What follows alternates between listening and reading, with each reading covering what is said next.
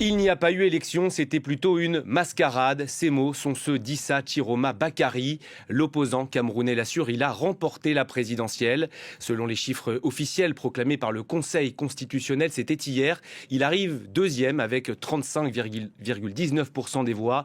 Deuxième derrière les 53,66% de Paul Biya. Réélu donc pour un 8e mandat consécutif. Paul Biya, 92 ans, dont 43 passés au pouvoir. Il est aujourd'hui le plus vieux chef d'État en exercice au monde. J'ai le plaisir de recevoir aujourd'hui Maître Djemal Taleb. Bonjour. Bonjour. Merci d'avoir accepté notre invitation. Vous êtes membre du collectif d'avocats d'Issa Chiroma Bakary. Vous le maintenez aujourd'hui sur le plateau de France 24. Issa Chiroma Bakary a remporté la présidentielle. Il n'y a pas l'ombre d'un petit doute pour ce qui nous concerne. Issa Chiroma Bakary a fait un travail qui a rarement été fait jusqu'ici par un opposant ou un candidat à une élection présidentielle. Ne disposant pas de la machine de l'ELECAM, ni du Conseil constitutionnel, ni de l'appareil de l'État, il s'est donné une mission beaucoup plus simple. Enfin, compliquée, difficile, mais simple en même temps, en tout cas lisible par les gens. Le candidat Chiroma a choisi sur tout le territoire national 18 départements. Et sur les 18 départements, il en a pris ceux qui sont les plus sensibles, qui représentent environ 80% de l'électorat du Cameroun. Il y a positionné ses représentants, il a fait des bureaux tests, et à la fin, il est sorti avec tous les PV qui ont été, pour le coup, reconnus un peu par tout le monde. Et sur ces PV, il arrive à un chiffre qui représente 83% de l'électorat, duquel lui-même a remporté environ entre 55 et 56% de l'électorat. C'est important, donc, les chiffres, entre 55 et 56%, selon vous, de 83% de l'électorat. Et donc, si vous déduisez les 18% de ce qui reste, il tomberait très probablement autour de 53-54%. Et donc, il a mis évidemment les PV à la disposition de tout le monde, de tous ceux que cela intéresse. Il les a mis sur son site Internet. Et il n'y a pas jusqu'ici le commencement d'une contestation quelconque sur ces chiffres-là tels qu'il les a donnés. Après, on peut ergoter comme on veut. Le problème, c'est que les chiffres sont têtus, les PV le sont tout autant, et Issa Chiroma Bakary, qui est pour le coup quelqu'un qui a l'expérience de l'État, du pouvoir, de l'exercice du pouvoir, et quelqu'un de sérieux qui sait à peu près comment se comporter.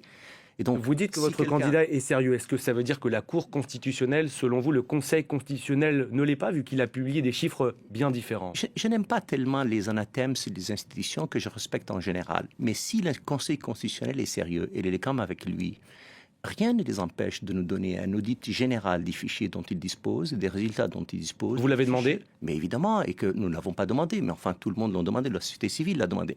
Nous ne l'avons pas demandé, nous n'avons pas fait même un recours contre le Conseil constitutionnel pour une raison toute simple.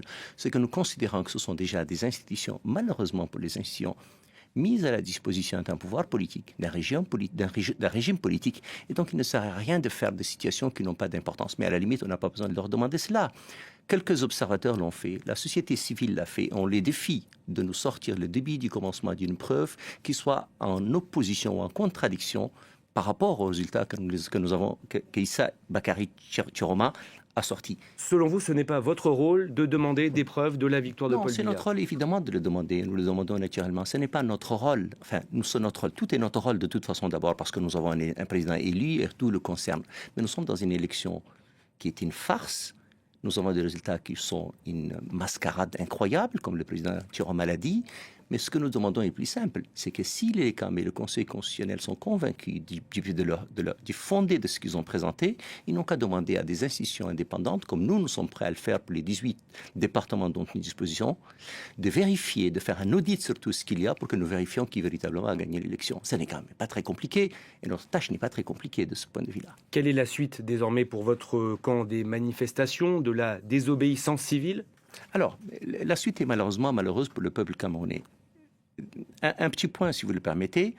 D'abord, nous avons une petite contradiction quand même, qui porte sur à peu près 100 000 voix entre le Conseil constitutionnel et l'ELECAM, ce qui tout de même dénote un peu du manque de sérieux des deux institutions, en tout cas dans ce qu'elles font jusqu'ici. La deuxième chose, c'est que ce qui est malheureux, c'est d'abord le Cameroun lui-même. Vous avez un président qui est l'ombre de lui-même, un régime politique qui est agonisant, qui est en fin de parcours. Nous avons un pays, une population qui est massacrée tous les jours.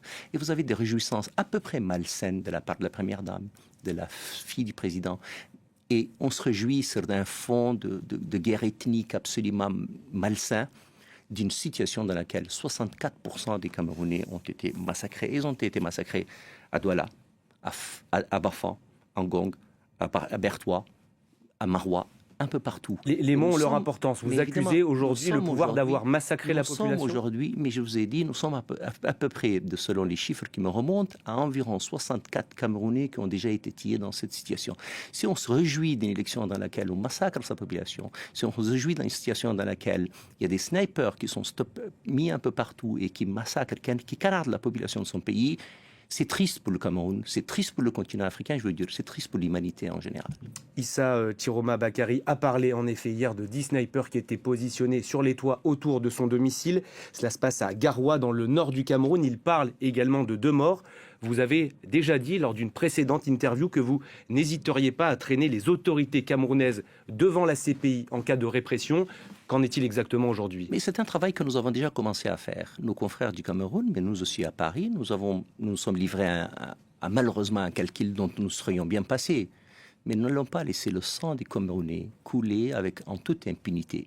Ceux qui commettent des crimes, nous les avons déjà vus, recensés, calculés, les militaires, ceux qui donnent des ordres, les policiers, les snipers, mais aussi la petite milice privée d'IRDPC. Nous n'allons rien laisser passer, nous allons suivre la situation au jour le jour, nous allons comptabiliser les morts, nous allons suivre et filmer, parce que tout est filmé, tout est regardé, la situation telle qu'elle est, et nous allons, le moment venu, constituer un dossier et le déposer contre tous ceux qui commettent des exactions contre le peuple camerounais. L'impunité, de notre côté, c'est terminé. C'est le message que vous voulez adresser aujourd'hui au président Paul Biya? Mais ce n'est pas un message que nous adressons à qui que ce soit, c'est une situation que nous vivons et que nos frères camerounais, que nos confrères camerounais vivent, que l'état-major du président Chiroma vit. Cette situation est absolument grave, dangereuse. Les milices qui se baladent la nuit, qui tuent les Camerounais, qui les kidnappent, ça ne peut pas rester impuni. Et c'est une situation que nous allons suivre. Vous savez, vous pouvez avoir l'appareil de l'État, vous pouvez avoir les snipers, l'armée qui vous obéit à un moment. Mais à un moment, il faut que tous ceux qui commettent tous ces crimes comprennent que nous sommes aujourd'hui dans un monde totalement globalisé et dans lequel on ne peut pas tuer une population qui a juste demandé que les institutions veuillent dire quelque chose, que les élections donnent une majorité et que le président élu, qui n'est tout de même, ni un révolutionnaire, ni un homme dangereux, c'est un homme d'Israël qui connaît l'exercice du pouvoir et qui a été ministre pendant plus d'une vingtaine d'années avec le président Biya. Il a été élu, les Camerounais ont vu en lui probablement l'alternative à leur calvaire, à leur malheur. Comprenez bien, un pays dirigé par la même personne qui aujourd'hui a 93 ans et qui le dirige depuis 43 ans. Comprenez bien que les Camerounais qui ne sont ni des imbéciles ni des malades mentaux comprennent très bien qu'ils ont besoin d'autre chose, qu'ils cherchent autre chose et qu'ils ont besoin que la situation qui est la leur évolue vers à peu près ce que l'humanité a envie de bien, c'est-à-dire un pays bien gouverné par des gens qui sont capables de le faire. Il y a 2 déclarations importantes aujourd'hui. L'UE déplore la répression violente des manifestations. L'ONU appelle à la retenue après des violences. L'ONU qui demande également des enquêtes. Vous demandez à la communauté internationale de suivre de près cette situation post-électorale au Cameroun? Alors je vais vous dire, le Cameroun n'est pas n'importe quel pays. C'est un pays à revenu intermédiaire, c'est un pays central dans la zone d'Afrique centrale, et donc on ne peut pas être indifférent à ce qui s'y passe. La situation de l'Ouest est déjà inquiétante. Si vous y ajoutez la situation du Nord et une crise post-électorale qui peut ramener un chaos général, personne ne peut rester indifférent. Et donc bien entendu, nous avons suivi ce que l'Union européenne a dit, nous avons suivi ce que le gouvernement français d'ailleurs par la voix d'Éléonore Carrois ce matin, tout ça est très bien, mais un peu plus loin, c'est-à-dire ce qui est valable pour d'autres zones doit être valable pour le Cameroun. Vous pensez à qui? Mais je pense par exemple à l'Ukraine, je pense à beaucoup d'autres pays dans lesquels... Mais je ne peux pas ne pas penser à ce qui se passe à Madagascar.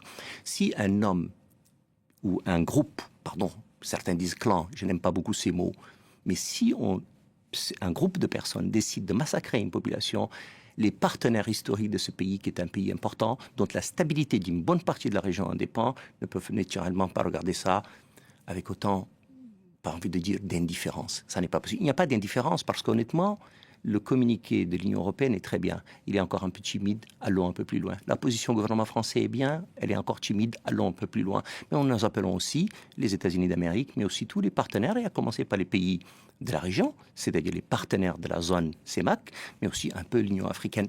Ne laissez pas mourir, massacrer une population qui ne demande rien de plus que la liberté. Ça n'est pas possible. Merci, Maître Djemal Taleb, d'avoir accepté aujourd'hui l'invitation de France 24. Merci à vous de m'avoir invité.